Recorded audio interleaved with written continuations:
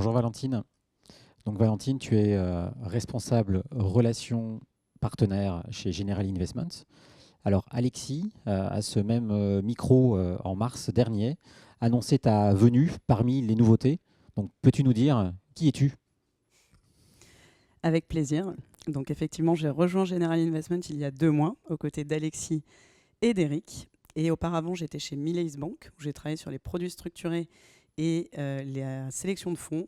Et encore auparavant, j'étais chez AG2R La Mondiale, en ingénierie financière. Peux-tu nous, en termes d'organisation, dans le cadre de ton poste et de ta prise de poste depuis 2 mois, peux-tu, en quelques mots là aussi, la façon de fonctionner, ta sectorisation géographique, s'il y en a une, pour donner effectivement un peu de visibilité sur ce que tu fais et sur quelle zone? Oui, alors effectivement, je m'occupe de promouvoir les fonds de General Investment auprès des CGP. En termes de zone, c'est assez dispatché. Ça va être Aix, Marseille, Montpellier, Toulouse, Strasbourg, La Rochelle, etc. Merci.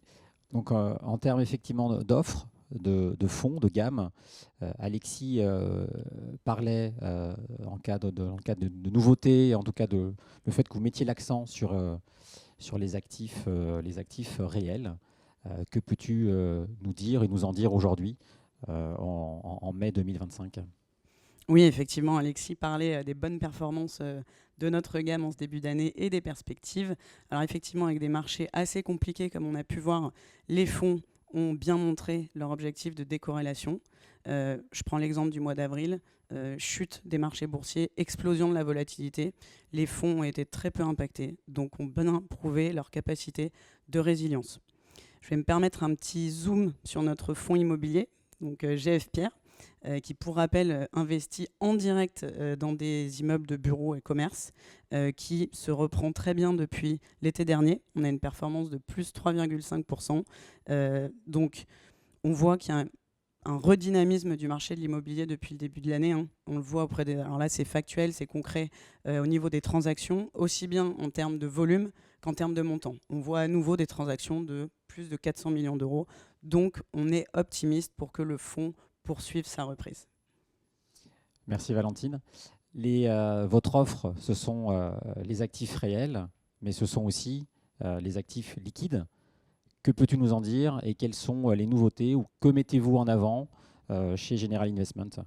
Oui, effectivement, on a aussi une gamme d'actifs liquides et j'ai aujourd'hui envie de t'en parler de deux. Donc, le premier, GMAI, Global Multi Asset Income, donc notre fonds qui peut adresser toutes les classes d'actifs, actions, obligations, produits dérivés, futurs sur dividendes, etc. Donc un bon fonds pour répondre à plein de scénarios de marché différents. Il vient d'ailleurs d'être primé pour ses bonnes performances les 3 dernières années par le trophée du revenu. Très bien, parfait. Et le deuxième, je pense à Aperture European Innovation, donc un fonds action européenne de conviction qui est très orienté sur l'innovation et la tech, mais qui est un peu entre la gestion active et passive, parce que comme on l'a dit, c'est un fonds actif, mais avec des frais de gestion plus proches de ceux des ETF, des frais de gestion très faibles et des commissions de surperformance pour un très bon alignement des intérêts. Merci Valentine, très clair. Merci Cédric.